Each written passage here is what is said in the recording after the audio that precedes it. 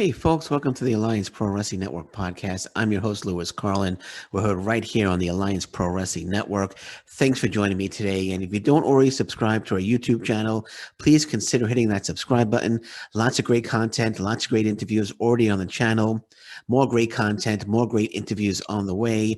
And if you do subscribe, thank you very much. I really appreciate it. And it's shout out time. I want to shout out one of our subscribers. I want to thank Brendan Caulfield. Brendan Caulfield, thank you very much for subscribing.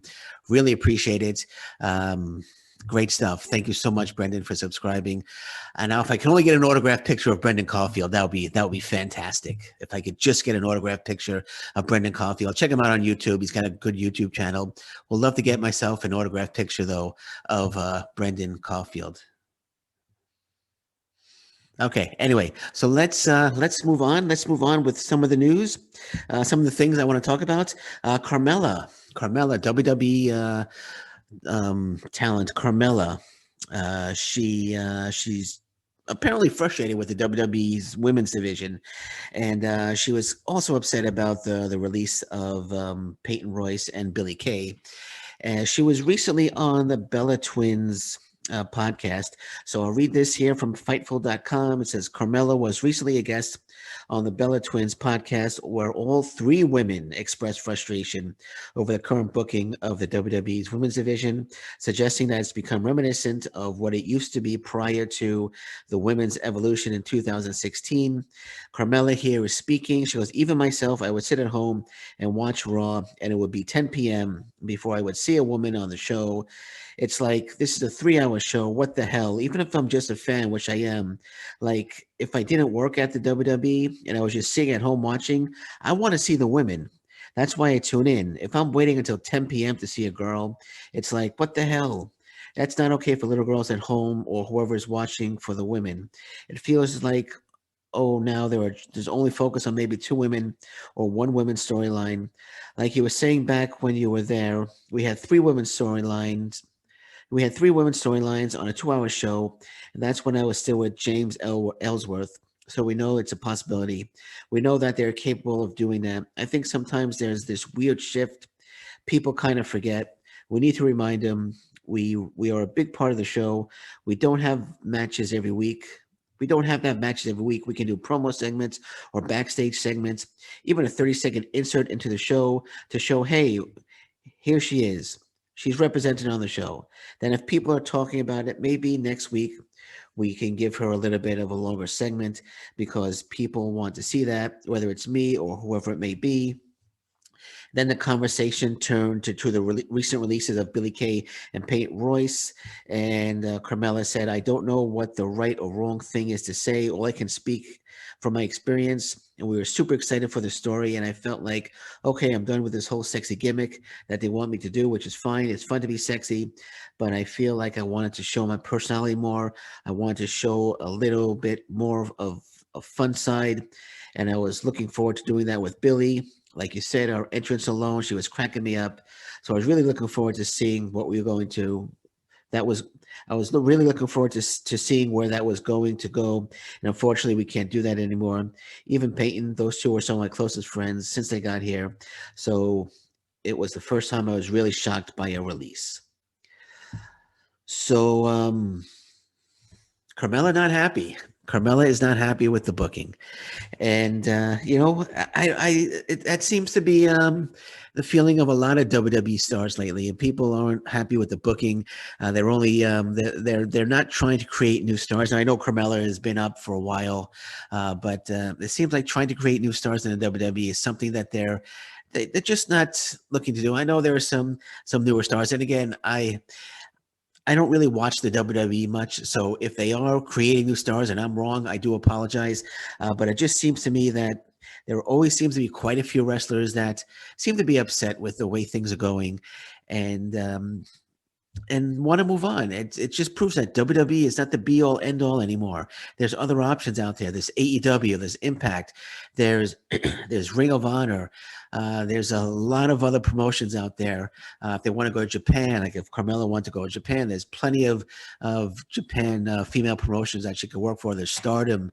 Well, she would have to be at the top of her game though if she wanted to be at Stardom. But there are a lot of promotions out there, so there's a lot of options out there for talent, whether male or female. So, like I said, WWE is not the be all end all. People get frustrated. Like look at Andrade. We're going to talk about him in a second. He didn't like his spots. He wants to be a professional wrestler. He didn't want to sit in catering all day. So he asked for his release and he moved on. And we're seeing that quite a bit. Number of WWE stars who get frustrated rather quickly. It seems like they do great in NXT, then they come up to the main roster and they kind of fade away.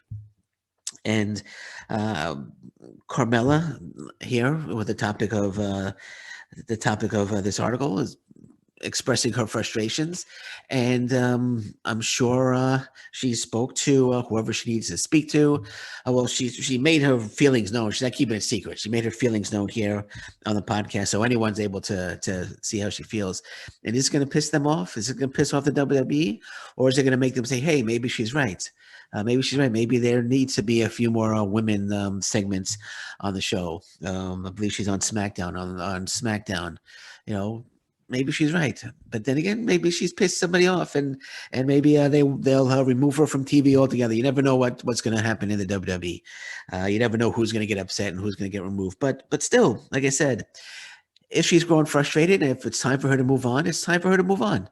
And there's AEW, as I said, Impact Wrestling, a great women's division. There's a lot of options out there, and people don't want to be frustrated when they go to work. Like me, I don't want to go to work and be frustrated all day. She doesn't want to go to work. She doesn't want to go to the WWE and be frustrated all day. She wants something more. She wants something different. She wants more opportunities. And not just for her, but she's not speaking just for her, but she's speaking about women in general in the WWE.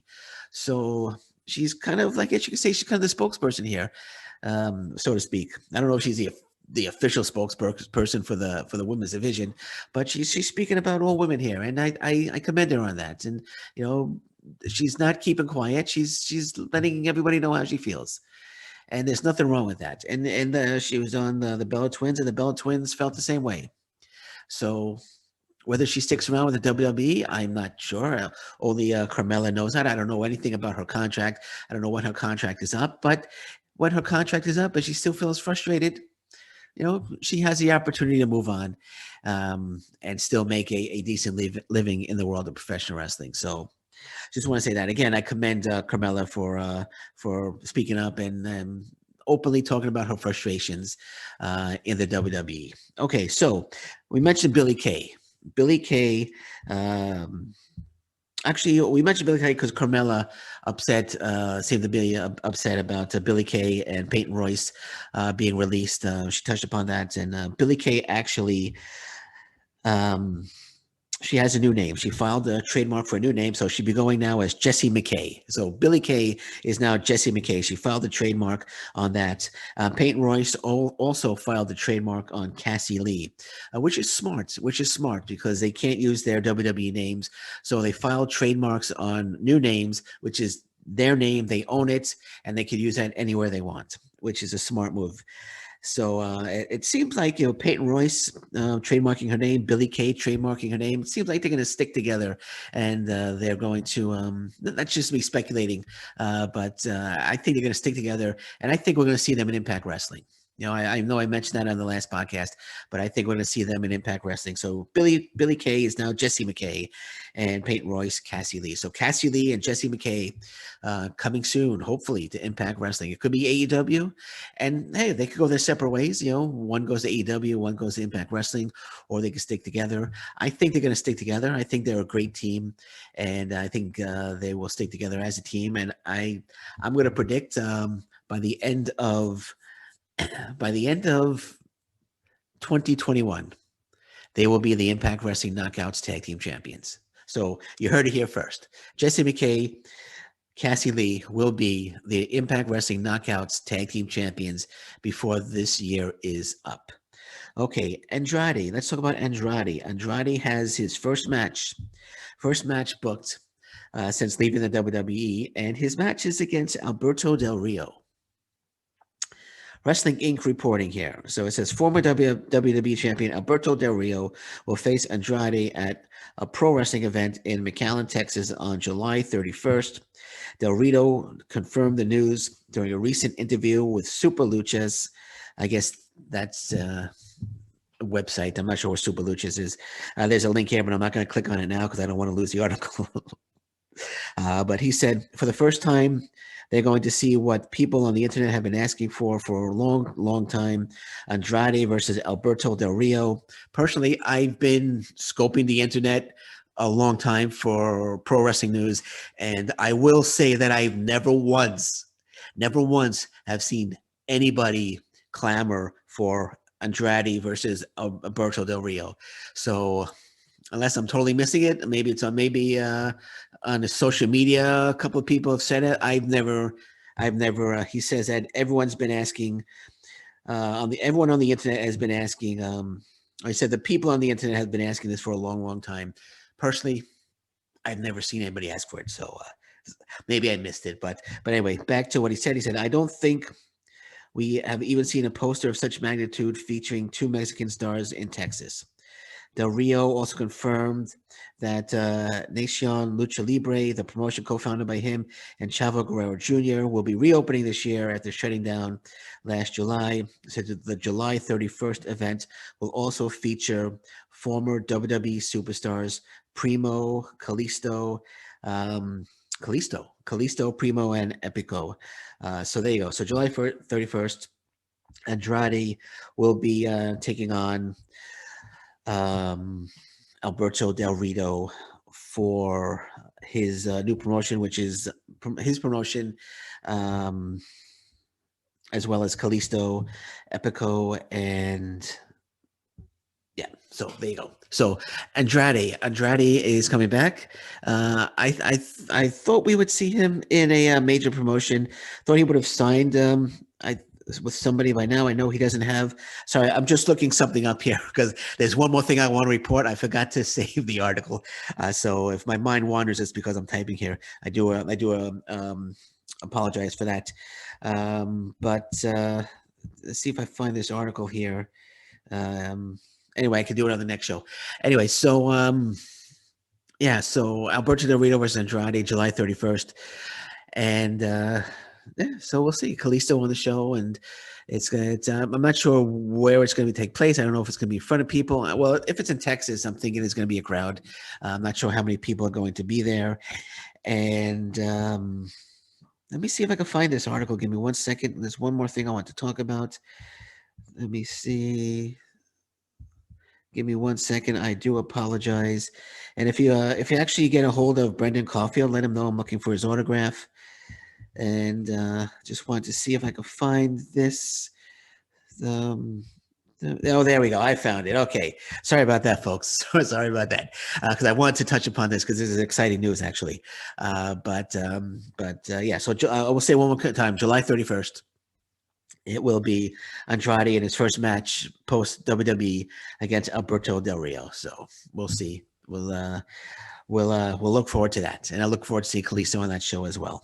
Okay, so I want to talk about this because there's Qatar, and I pronounced that wrong. I'm sorry, but Qatar Pro Wrestling, the premier wrestling promotion in the Middle East, has a huge show coming up. QPW SuperSlam 3 scheduled for February 2022, and there's going to be AEW stars on the show, Ring of Honor stars on the show, New Japan Pro Wrestling stars on the show, as well as WWE, former WWE star, WWE legends. So on this show, it will be confirmed for the show will be the current the current IWGP World Heavyweight Champion, Will Ospreay, Sammy Guevara from AEW, Brian Cage, AEW, EC3 from Ring of Honor, Jon Moxley, the current IWGP US Heavyweight Champion, the current never openweight champion, Hiroshi Tanahashi from New Japan Pro Wrestling, will be on this show. And they're in negotiations with Kenny Omega. Holy crap. Holy crap. And this is their promotion, and they could book the matches any way they want. We could see Moxley against Tanahashi. We could see Brian Cage against Will Ospreay. We could see Will Ospreay against Jon Moxley. We could see EC3 against Jon Moxley. We could see EC3 against Will Ospreay. We could see Brian Cage against Hiroshi Tanahashi. There's just, my God, Kenny Omega there. We can see Kenny Omega against Will Ospreay. So this is shaping up to be a humongous card of professional wrestling taking place in the Middle East. It's actually scheduled for 2022, February of 2022, February 26th of 2022.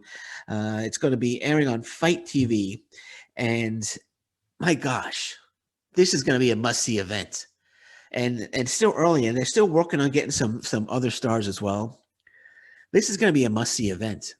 I can't wait to see the matches that are booked for this show. It's going to be incredible, and it's going to be absolutely fantastic. I can't wait for this. And they have Hall of Famers, Mark Henry, Ron Simmons, the Godfather, D'Lo Brown. They're going to be doing their first appearance together in 22 years. Nation of Domination will be reunited for the show. So this is going to be a huge show. This is going to be a huge show in Qatar, Doha, Qatar, SuperSlam 3. I can't wait for this. This is going to be tremendous, and it's going to be in a huge stadium, I think, and it's going to be packed with people because the pandemic will be all said and it will be over by then. This is going to be huge. This is going to be a can't miss event. This is going to be a can't miss event. I can't, like I said, I can't wait to see the matches that are put together for this. And I'm just gonna say, please don't screw it up.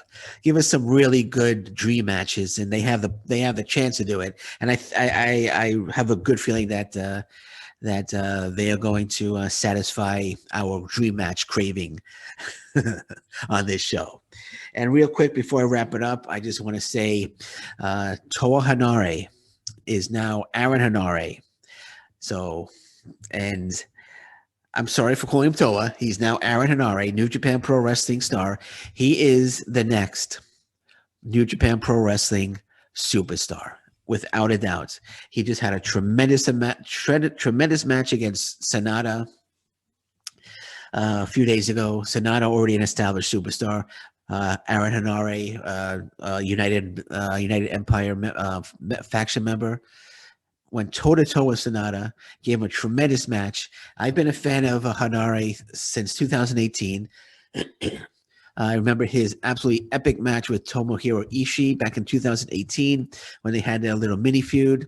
And he just really never got that opportunity to shine. And now he's finally getting that opportunity, and he's making the best of it. And it is definitely, without a doubt, in my opinion, Aaron Henare is the next New Japan Pro Wrestling superstar. And on that note, I'm going to say thank you very much for listening to me today. I'm your host, Louis Carlin. This is the Alliance Pro Wrestling Network podcast. And until next time, thank you very much. Take care. Bye-bye. Stay safe, everyone. So long. Bye-bye.